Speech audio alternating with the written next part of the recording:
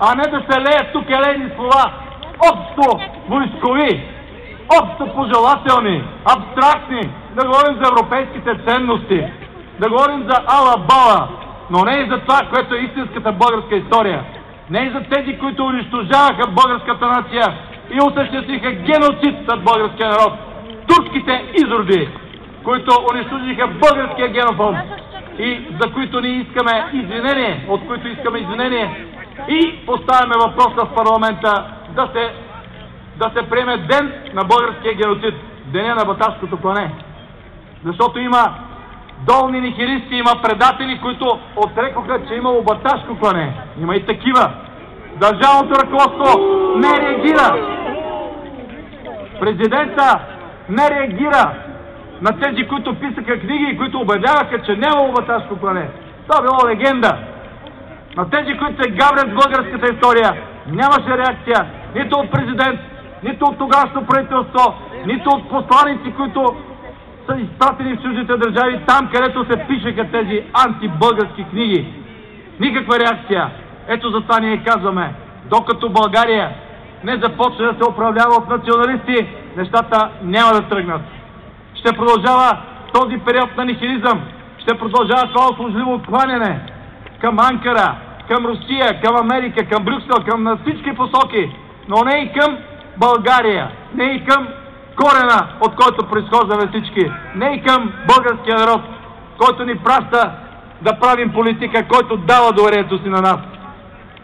Точно за това аз и вие, мои съратници, идваме тук след другите политически партии. Идваме след официалното казионно честване и отбелязване, защото ние се разграничаваме от политиката, която принизява българското достоинство. Ние възразяваме срещу това, че когато се произнасят тук речи в паметта на Васил Левски, не се казва кой го е обесил, не се казва в каква битка той е загинал. Битката срещу турския поробител. Не е в абстрактна битка, не е в космическа битка. Нито пък се е самоубил, нито е паднал от стълбите, нито е станал жертва на пътно-транспортно происшествие. Убит по един подъл начин, убит по един долен начин от турските поробители. И това сме ние, Атака, които го казваме. Ние трябва да дойдем тук, да се качим, да застана тук, за да го кажа. Няма друг български политик. Явно няма друг български политик, който да събере кураж, да застане и да каже: турските изроди убиха Левски. Искаме извинение.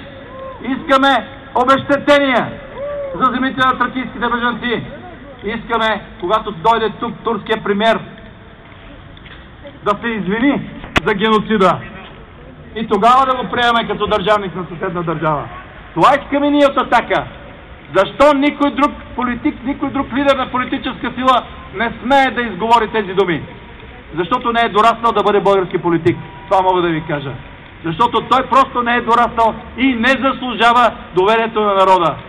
Докато няма в парламента хора, мнозинство, които да са като вас, мои съратници от Атака, които да са убедени, че България трябва да се управлява от български националисти, нещата в нашата родина няма да вървят. В това се убедих. Аз имах доста време и години да се убеждавам. Минах през много неща, гледах много неща, участвах в много неща. Убедих се и все по-убеден съм, колкото години минават, че